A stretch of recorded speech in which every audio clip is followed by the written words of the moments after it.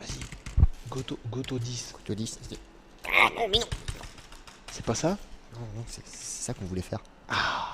Bonjour à tous, c'est Franck et Dino One. Salut.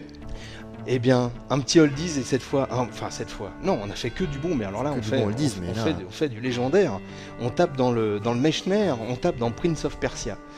Alors, je vais pas en dire trop avant de dire des bêtises. Voilà. Et je vais te laisser nous expliquer parce que tu avais fait un super dossier sur Mechner. J'avais fait une petite fiche sur Mechner dans le dossier sur les grands noms du jeu vidéo. Voilà, je mets. Petite fiche biographique. Alors.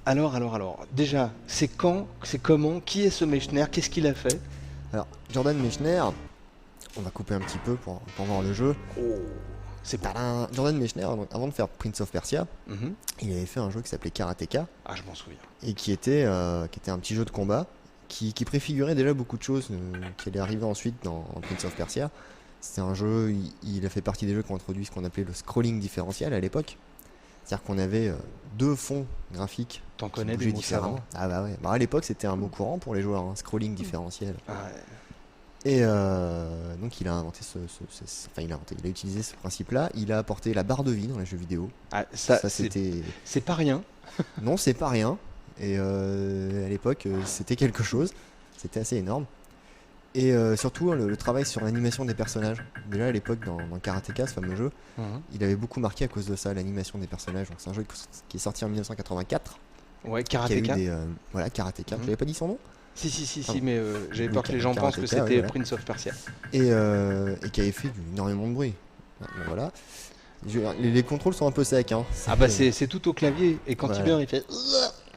Donc critique dithyrambique, enfin c'était un phénomène. Ouais. Et ensuite il a voulu remettre le couvert avec donc Prince of Persia, son second jeu. Bon, avant il avait fait d'autres titres mais qui n'avaient pas été édités, hein, avant Karateka. C'est là qu'il a connu le succès. À l'époque le succès c'était 500 000 copies. Hein. Ah oui. Aujourd'hui 500 000 copies c'est correct. Ouais. Ah ouais, Mais, c'est donc énorme. il se lance dans Prince of Persia en gardant quelques petits principes qui lui avaient plu, donc c'est-à-dire un gros travail sur les animations et sur l'esthétique, comme c'est déjà le cas avant. Donc là il avait opté pour un univers qui reste un peu l'apanage de la série Prince of Persia, c'est les Mille et Une Nuits. Oui. C'est quasiment pas utilisé par d'autres jeux, c'est quasiment exclusif. Donc Et il a travaillé sur son esthétique, ouais. sur son scénario, parce qu'avant c'était un des premiers jeux avec un vrai scénario, Prince of Persia. Hein. C'est-à-dire que, bon, le scénario c'est le méchant vizir qui veut le pouvoir et qui veut surtout la jolie princesse. Ah bah, qu'on appelle plus communément la visirette. Voilà. Mon Dieu. Bah oui, Vous savez fallait pas t'y comme c'est attendre. fatigant de travailler avec lui. C'est un cauchemar, c'est absolument Fallait t'y insupportable. attendre. J'aurais dû m'en douter. Oh, attention. Donc le prince a un sort est jeté à la visirette. Oh mon Dieu, j'ai honte. Et le prince a donc 60 minutes pour sauver la visirette de l'infâme sultan machin vizir. Et ça c'est un principe qui va toucher au gameplay aussi. Puisque dans Prince of Persia, Mhm. on va en faire la démonstration, tiens, allez, on va mourir. Si je peux mourir ici. Ah bah non, je peux pas. Dans Prince of Persia, en fait, on ne meurt pas. Ah oui, C'est-à-dire que, enfin, si, on meurt. on meurt, que je veux mais... dire. Mais le principe, c'est qu'on n'a pas de vie, on a des vies illimitées. Alors, quand on revient au début du niveau, Ah, tout le temps. donc on voit on retrouve la petite barre de vie en bas à gauche, là, Ouais. les trois petits triangles. Mais notre vrai ennemi dans le jeu, c'est le chrono. Et vous avez pu voir quand je suis revenu là, Ouais, être mort. T'avais plus 60 on minutes, peut mais l'afficher 58. comme ça, voilà. Voilà, On 57. perd du temps. Et si on termine pas le jeu dans le temps imparti, ben là on a perdu par contre. Ah d'accord, ok. Donc le truc c'est que le jeu en soi est relativement court, Prince of Persia, mais le truc c'est d'arriver à le terminer, à connaître le monde dans lequel on évolue Mhm. et à pouvoir le traverser rapidement. Parce que l'air de rien, bon là c'est le premier niveau forcément puisqu'il n'y a pas de sauvegarde, Mhm. donc on peut pas vous montrer autre chose, mais c'était incroyablement dur à l'époque. Ah ben... Et Mais- ça a préfiguré, ça fait 2 fois que je te coupe, vas-y parle. Non, mais en fait, moi, je me souvenais de Prince of Persia. Par contre, je me souvenais plus du tout que ça datait de 89. Et franchement, c'est vrai que, en 89, il y avait pas des jeux entre guillemets si compliqués, quoi. Ben, il n'y avait pas de jeu, bon, déjà avec un vrai scénario comme ça, avec un univers en plus, une esthétique. Mhm. Bon là ça paraît dérisoire hein, vu comme ça, mais mais bon, c'était quand même quelque chose. Et puis surtout, ça a apporté. C'est un jeu qui a laissé une trace. Attention, doucement. Ah non, c'est de l'autre côté, Ah pardon. oui, c'est en face. C'est un jeu qui a laissé une trace en termes de gameplay aussi. Ah bah voilà. Ah, c'est un cauchemar. Non mais attends, C'est-à-dire c'est super les dur, pièges, les nombreux pièges qu'on trouve, Mhm. le fait d'avoir à faire des sauts pas possibles pour éviter la mort, c'est Tomb Raider. Ah bah oui. C'est le jeu qui a inspiré, enfin qui a posé les bases de titres qui apparaîtront plus tard comme Tomb Raider. C'était énorme. Et puis en fait, si on récapitule vite fait des Prince of Persia, donc en dehors de celui-là, il y a Prince of Persia 2, 3D, L'âme du guerrier, les deux Ah, il y en royaumes, a eu les sables du beaucoup. temps.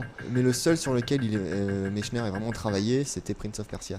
C'est-à-dire que D'accord. Prince of Persia 2, c'est pas resté dans les mémoires. Prince of Persia 3D, c'est encore pire. Mhm. Là, Mechner a quasiment été évincé. En fait, il s'est fait piquer les droits du jeu. Donc, il s'est carrément fait Ah gicler. D'accord. Et voilà. Donc, ensuite, l'autre petit truc qu'on va préciser quand même pour l'histoire. Ah mon dieu. C'est travailler sur les animations. Donc, un personnage qui bouge comme ça à l'époque, c'est vrai qu'en soi, il était relativement grossier, le personnage, même pour l'époque. Hein. Ouais. Mais il était grand. C'est-à-dire que c'était pas un tout petit machin Ah oui, c'était pas un qui petit faisait la taille Mario, de son quoi. pied. Ouais. Et surtout, c'est sa façon de bouger qui était assez. Bah il court. Voilà. Et la méthode utilisée pour ça, c'était la préfiguration de ce qu'on appelle aujourd'hui la motion capture. Mhm. C'est-à-dire que Mechner a filmé son frère en train de courir dans tous les sens, de faire des bonds. Et ensuite, il a redessiné par-dessus la vidéo pour créer ses animations.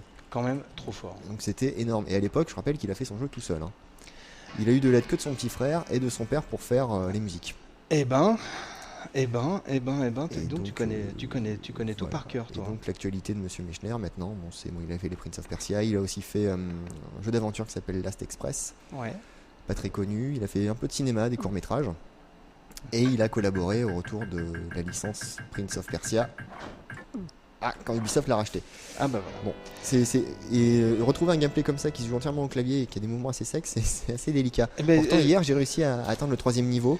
Mais Je me suis c'est- battu à l'épée et tout. mais dommage, vous le verrez pas. c'est ça le Gaming Live, c'est ce genre de malédiction qui fait que... C'est le bordel, c'est nawak, c'est totalement ridicule.